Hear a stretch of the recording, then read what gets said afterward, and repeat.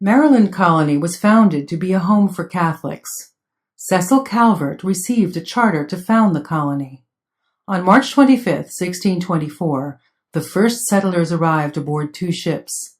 The settlers founded St. Mary's City. To ensure that Catholics were protected, the state legislature passed the Maryland Toleration Act that guaranteed freedom of religion for all Christians.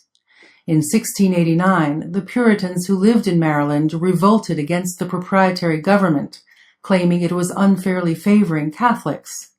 They defeated the government and outlawed Catholicism. The new government was not popular and was replaced by a royal government. Maryland and Pennsylvania disputed their mutual border, and so they hired the surveyors Mason and Dixon. They created the famous Mason-Dixon Line, delineating the border between the 2 colonies.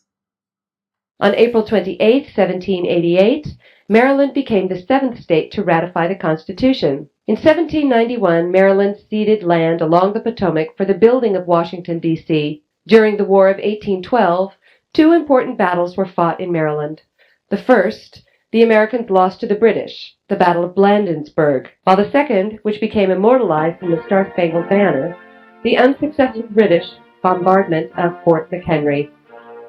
In 1828, work was begun on the first railroad, the Baltimore and Ohio. In 1844, the first telegraph linked Washington and Baltimore.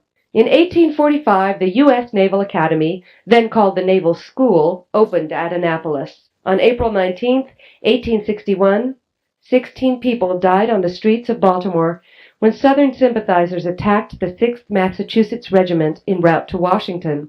On September 16, 1862, the bloodiest day in U.S. history, occurred by the Antietam Creek in the battle by that name.